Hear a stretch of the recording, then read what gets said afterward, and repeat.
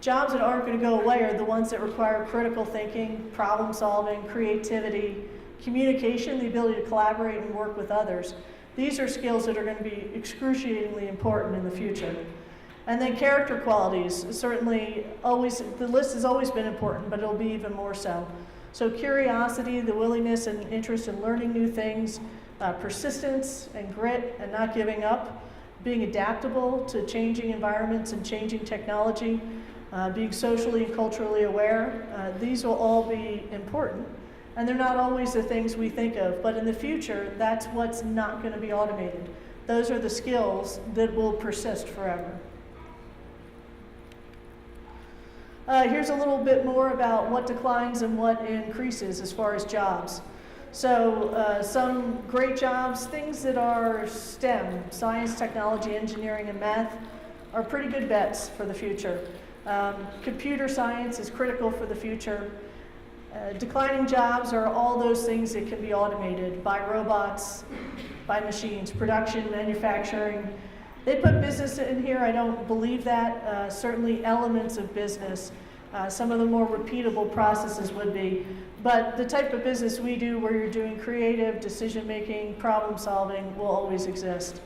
Financial operations, so kind of the lower end of finance, will definitely become very automated. But as you get up to more complex areas, it will be. Another thing is a work style. So telecommuting is going to be big in the future, whereas in my generation, you would commute to an office building and stay, and work at that office building. That is ending and changing quite a bit. So you should have a lot more freedom to live on a boat and do your work from there. What's interesting is even today, with all this change, there's a shortage of skills. And this is jobs that companies have listed that they cannot hire for. And so for the high-end, very sought-after jobs, there isn't enough talent. So part of the challenge will be to pick your place to go where the future is. And these are mostly computer programming jobs and technical jobs where they can't hire enough people. And I'm sorry I don't have Colombia on there. Maybe that's good. Maybe you're down by Spain and you didn't fit on the chart. The other thing is computer skills will be vastly important. And when you look at 16 to 65, now I'm sure if they cut these numbers so it was just your generation, it would look a heck of a lot better. But if you look across the board, there aren't enough computer skills in the world for the demand, and most countries lack them substantially. And you can see there, again, I don't have you, but we've got 30%, maybe 30% in the US are adequate with computers, which is really shockingly low. Another thing that's going to really change things is what's called the gig economy, the contingent workforce. This is a notion that you aren't a full-time employee of a company, but you take on gigs. You take on, like you're an Uber driver. You do things on your own. You don't work for a company. You take on projects. You're hired for a period of time, 6 months, for a specific project. Maybe there's locations where they post, hey, we need a new advertising campaign, and you apply for that advertising campaign and maybe compete to win that campaign and then create it. So right now, we already see it in business. We have a lot less full-time workers. We have a lot of folks who are they're full-time, but they're not on salary, so to speak. So as a result, we think this is going to go and increase to about 50% by the time you guys are well into the workforce, and it will probably keep going. In some ways, this gives you a lot of flexibility to not be tied down to any one company or profession, but in other ways, it is a problem as far as having stability and security in your life financially. So again, back to that financial literacy and really being quick to adapt to change. All right, and rapidly shifting markets. So the pace of change in business today, and I'm sure you can all feel it, the pace of change is increasing, and it's increasing at a rapid rate. It's going exponential, and this affects just about everything that's happening globally. It's moving very quickly. This is an example. So in 1990, which was long before you were born, the three big companies were auto manufacturers. And now the three biggest are Apple, Facebook, and Google. What's interesting about that, well, one is that they're completely different, but two, the number of employees needed to create $250 billion in revenue was very different. The number of employees in this slide is just those that manufactured and were responsible for the production and the supply chain of the goods. Well, as you can see, it takes 10% less in this new economy to create the goods for the same amount of money that was created in 1990. And this is a trend we'll see. And the challenge is it's going to concentrate more wealth into fewer hands, which is a problem we're seeing globally in most markets. This is an interesting one. So don't be too disheartened if you're not a math major. But if you have high social skills, you're going to do better in this economy. It's going to be a make or break notion. If you have math skills, even better, or computer skills or technology skills, even better. If you've got low social skills, and that means the ability to cooperate, think, and work as a team, it's not going to be very fun for you.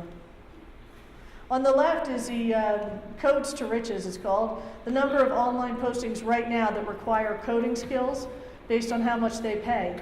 So as you can see, the top jobs that are listed today, 50% of them require coding ability. And that's not going to go down. So computer literacy is big. This is the value of a computer science education. I know I'm not speaking to a room full of computer scientists, so don't feel bad. Although maybe the high school folks can become computer science majors, but the lifetime earnings will be more. If you're going to look for one somewhat sure thing in the future economy, it is coding. And unfortunately for us women, we've really got to get on it because women are less interested than men at a young age in STEM skills, which is science, technology, engineering, and math. Less of them focus on it in college, less of them get tech positions. So, you know, we women need to overtake the world, so we're going to need to fix this or we're going to lose momentum. No laughs? No? All right. The last one is a little bit of a sad slide, but it's the notion of global wealth and wealth being concentrated in the hands of fewer people. And this has terrible consequences for the world. So the middle class is what keeps most societies very strong, and that distribution of wealth. The more you have it concentrated in the hands of a few, then the more poverty you have, the less the society is productive and happy and healthy. So we as companies and citizens and governments really need to think through and be focused on how do we ensure we get through this next industrial revolution, Industry 4.0, and not leave people behind. And a lot of it's going to go back to learning. Governments are going to have to be able to reskill folks to provide them more learning opportunities. We as individuals are going to have to be lifelong learners who really focus and keep learning and don't get stuck in one area or another.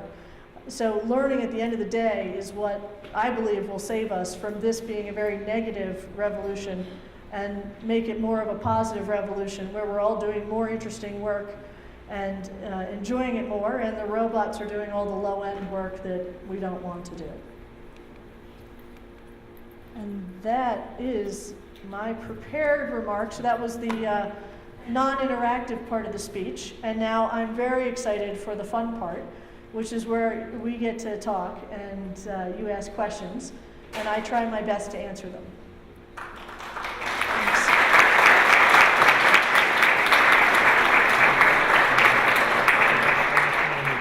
Oh.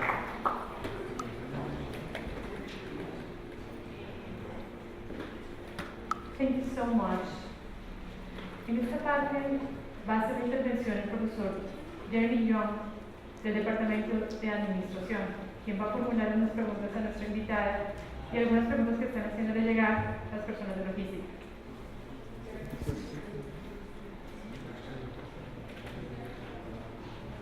Oh, thank you.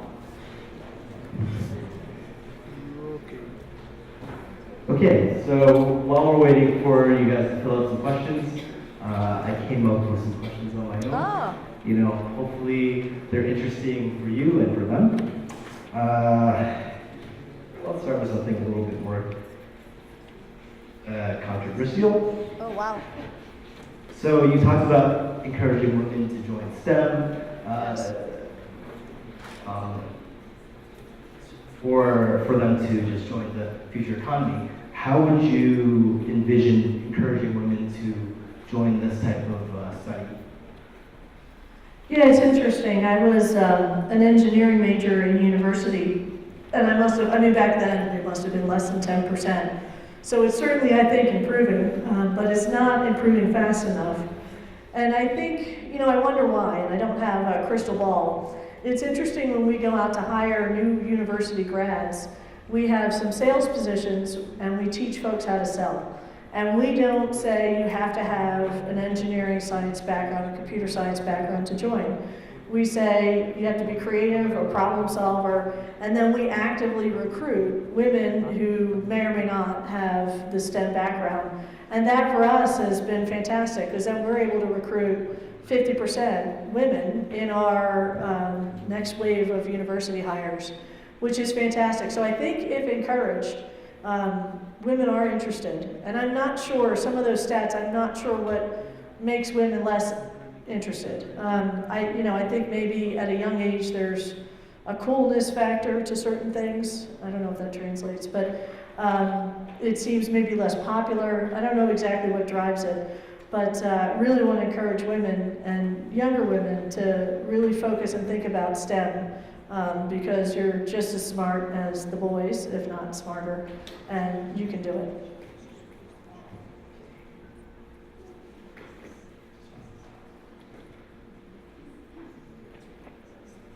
So you're saying it's a lot on the companies to want to take women who have critical thinking skills and to train them, maybe as a stopgap solution for now, and then maybe some other method to encourage the students to study this.